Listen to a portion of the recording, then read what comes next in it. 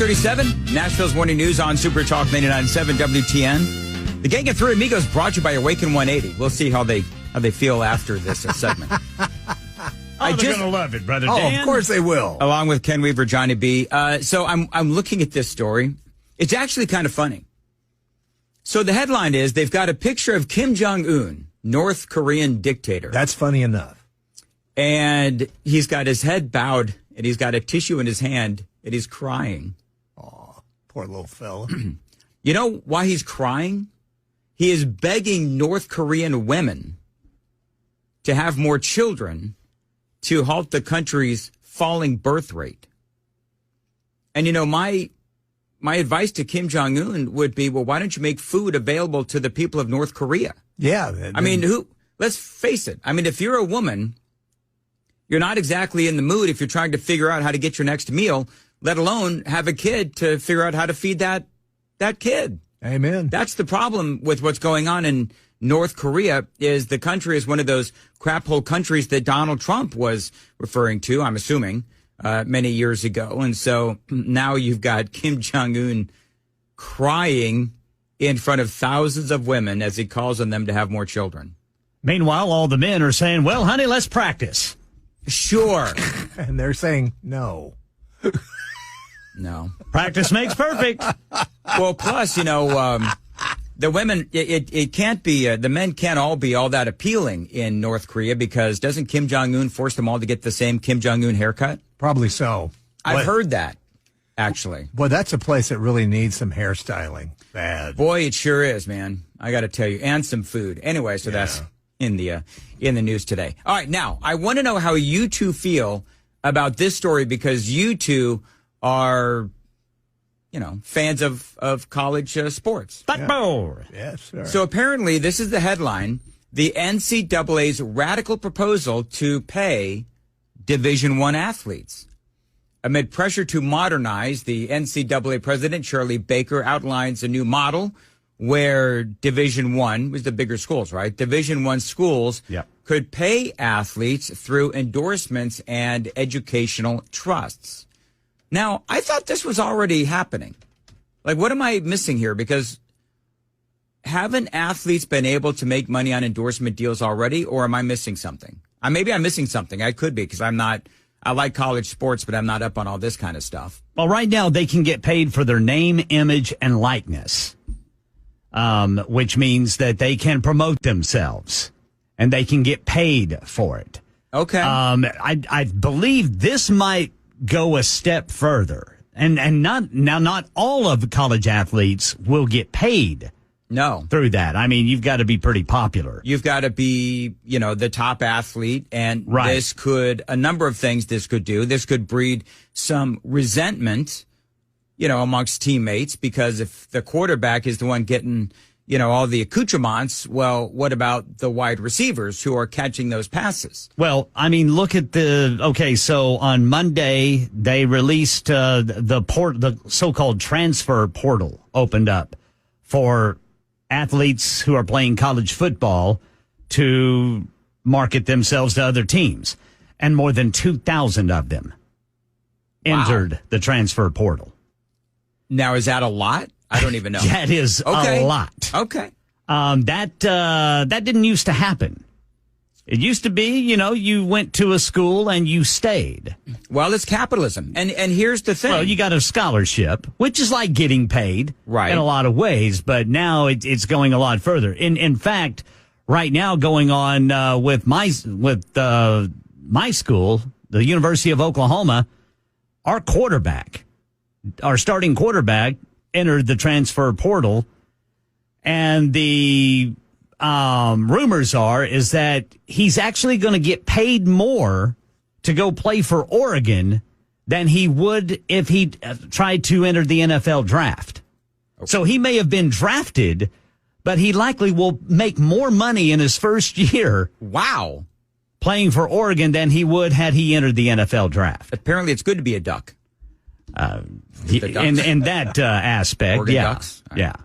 So I'm not sure about this new one. I'm not. I've what just they say. heard a little bit about it. The proposal changes would create a new top tier or subdivision for the richest programs. Those schools would be required to set aside at least $30,000 per year for at least half of their eligible athletes in an educational trust fund designed to serve as a launching pad fund. The subdivision would also require schools to work together to make their own rules for things like scholarship limits, recruiting windows, and transfer requirement. I think they're trying to figure this out.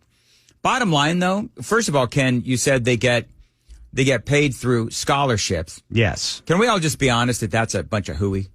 Well, it just pays for the housing and food. And, most of things these like guys, and I'm not challenging you, Ken, but most of these guys, or maybe some of these guys, they don't really go to school. I mean, they go to school. Oh, Dan, they are in every class for every second of it. What are you talking about? Go to school.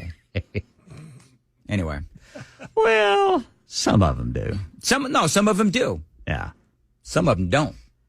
Maybe. So anyway, I listen, this is, to me, sort of capitalism at work. I don't know, and to be honest with you, I don't really feel strongly either way. I do believe, though, and Ken, you just talked about this, that it will change the game. The question is... It already is. Will it change the game for the better? Well, here's what's going to happen.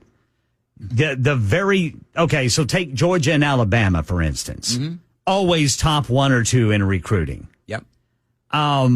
This is going to even the playing field, but for all of the larger schools. Basically, you're going to have the largest, richest schools with the best players in the country, and then you're going to have everybody else. Well, that's a travesty, unless it's the Vols. Sorry.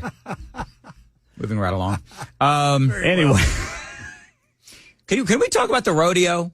Yeah. Oh, man. So why is the rodeo in California... they're going to ban the rodeo. And of course, there's a lot of folks in places like Riverside and San Bernardino, more the way rural. Well, they're not rural anymore, but you got outskirts outside of Los Angeles that you got cowboys in California. You got cowboys in California. Bakersfield, baby. Bakersfield. Look at Johnny B throwing down the California lingo.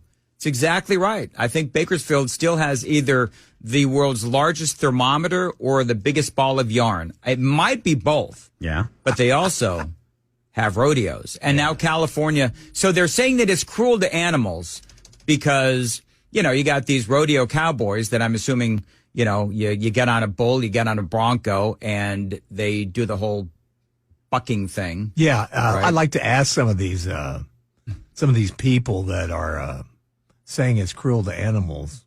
Have you ever seen a bull? Well, that's exactly right.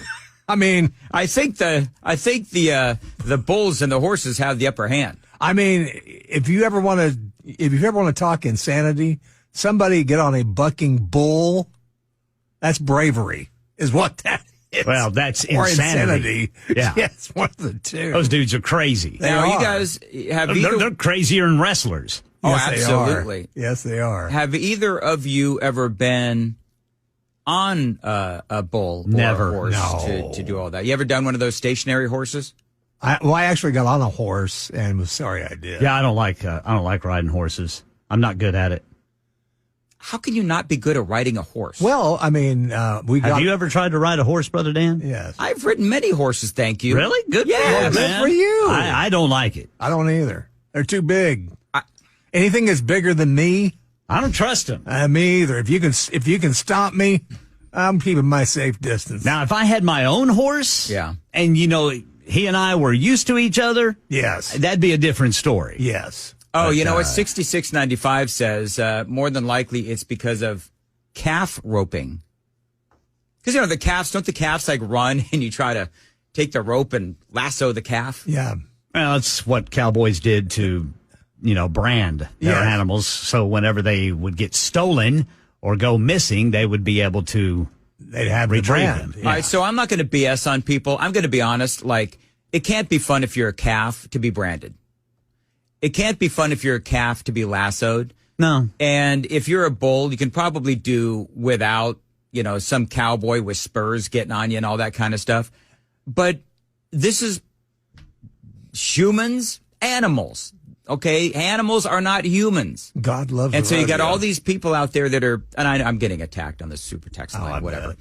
bet. To me, listen, I don't think that rodeos should be banned. I'd be willing to bet that those same lawmakers that want to ban the rodeo are eating steak, at least once or twice a week. You know what I mean? Oh, exactly. So they just the hypocrisy is just silly. Well, yeah. I mean, if the rodeo brought in more money in Los Angeles, I'm sure they'd leave it alone. But Los Angeles probably doesn't need rodeo money, and you've got some people there. In fact, all 14 members of the council there voted to approve writing up an ordinance to ban rodeos. And I'd like to add this if I could. So is it Los Angeles or is it California? It's Los Angeles. It's just Los Angeles. Yeah, it's just the city of Los There's Angeles. no rodeos in Los Angeles, are there? Well, I'm sure there are. Yeah. It's a big place. Rodeo goes everywhere, babe. And by the way, honey, if you're listening, I wouldn't mind being lassoed. Let's just keep that on. Wow. I bet you Glenna might.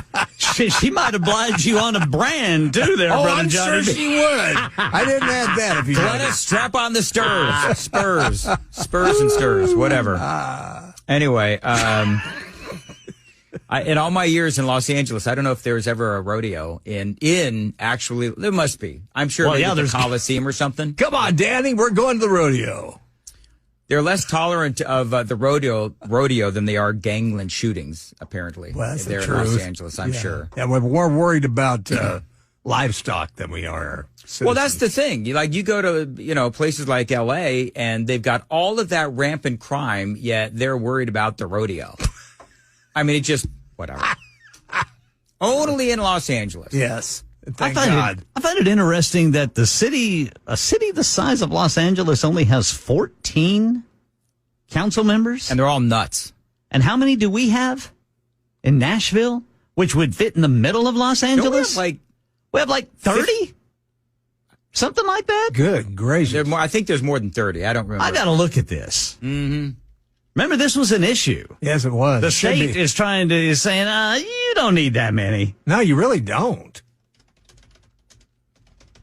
This can't be true. 1313 says, I heard they tighten a rope that's been tied around the 40 members. testicular area of the bulls. Is that true? That can't be true. Well, whenever you want to turn them into beef, All right, let's move on. you eventually, you don't need those. Brought to you by Awaken His 180. coach doesn't need a team. I told you they'd be sorry for sponsoring this segment. Let's see here. Okay, thank you, 1313. I may be wrong. Thank you, 1313. I may be wrong. 1313, I'm now banning you from the super text line. I'm totally just kidding. I love when people say that. I may be wrong. By the way, 0735, the world's largest thermometer is in Baker, California, the long stretch through the desert to Las Vegas. Oh, so there you go. I got a big old clock to look at. Yeah, I'm not sure. You know what I wanted to do? Amy and I, very quickly, Amy and I got into this discussion over the weekend. Now, you two are not from Mount Juliet. I am. And, sometimes when you do the weather, places will do like the landmarks across the city. Right. So I was going to say, if I start doing, when I do the weather, I maybe want to do for Mount Juliet, I want to do like it's, 50 degrees at the Stumpy clock in Mount Juliet. Because they're the big, for I think it was years, they were talking about this clock in Mount Juliet that they were building right there in the town square. And so everybody built it up in their mind as this is going to be an amazing clock. So the thing finally comes up, and it's like the only word I can use to describe the clock at Mount Juliet is Stumpy. So every time we drive by it, I call the clock Stumpy. So I was thinking about maybe when I do the temperatures, I can say it's, 50 degrees at the Stumpy clock in Mount Juliet.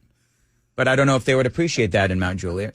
And by the way, half the time it works and half the time it doesn't. There's that part too.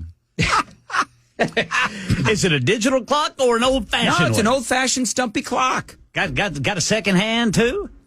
Yeah, it's got a second hand too. Well, look at this. You know what? Google image it. You'll see how stumpy the clock is. Mount Juliet clock. The stumpy clock. Stumpy clock. Stumpy clock. Now listen, in Mount just so you Juliet. folks know, I love Mount Juliet. I love living in Mount Juliet, and even the stumpy clock is part of its charm. That does not come up. Well, neither does the clock. It's 5:52. All right. Moving right along on Giddy Super up, old paint. Talk 97, 99.7 WTN. Dan Mandis here.